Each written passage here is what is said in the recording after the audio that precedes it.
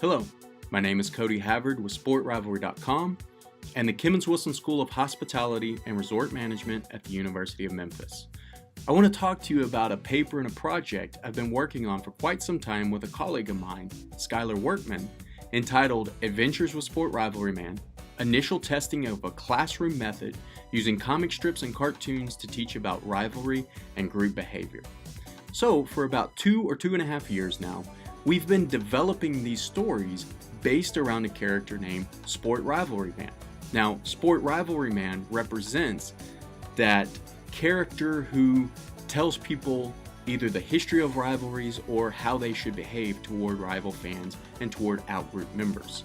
Now, we've created these stories with the purpose of using something popular like sport and the comic book genre and superhero genre to teach about rivalry and the appropriate way to treat a member of the outgroup. And so, Sport Rivalry Man either takes people on adventures through histories of prominent rivalries such as Yale, Harvard, Texas, Oklahoma, the New York Yankees, Boston Red Sox, or he is the centerpiece of stories we call Adventures with Sport Rivalry Man, which show how to appropriately treat members of the outgroup or fans of a rival team. Now, our overall hope is that the lessons taken from these cartoons and comic strips can be taken outside of the sports setting and into a person's general life and benefit of society.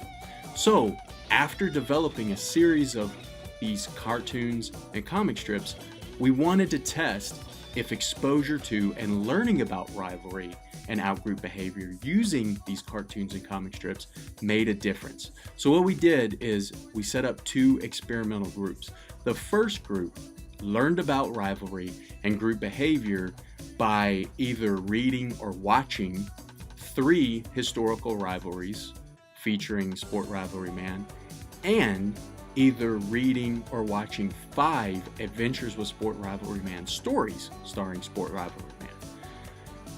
The other group did not learn about rivalry using comic strips or the cartoons. They weren't exposed to those issues.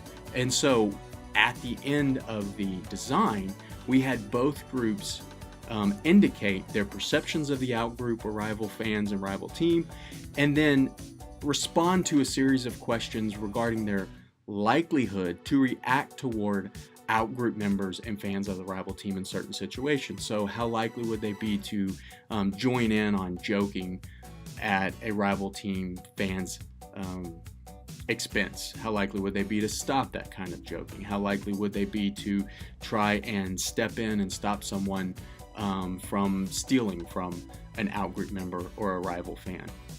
So what we found was the people who learned about rivalry and outgroup behavior using the comic strips and cartoons actually rated rival fan behavior more negatively than people who didn't read the comics or watch the cartoons, which makes sense because a lot of the historical rivalries that people would have either read the comic strips or watched the cartoons detail some type of fan behavior and sometimes deviance between fan groups.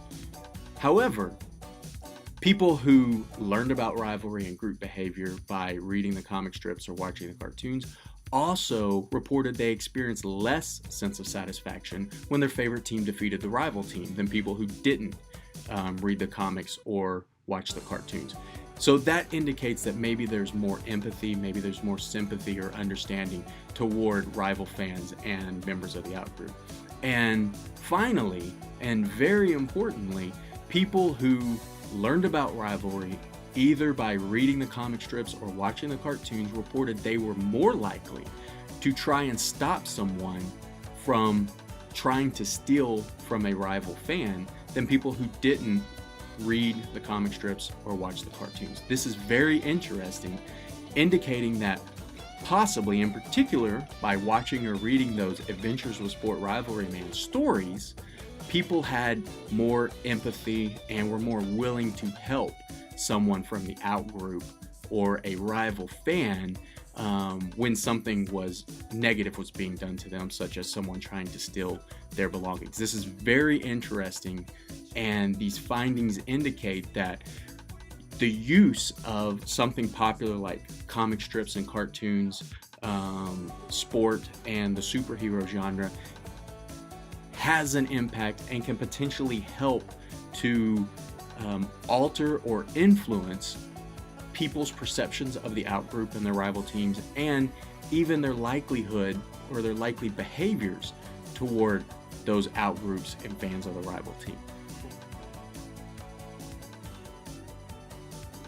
Now, with these findings, we were able to start to develop a curriculum that can be used in schools to teach children and the general population about rivalry, what causes the rivalry phenomenon, and negative feelings between outgroup members, and how to appropriately treat members of the outgroup.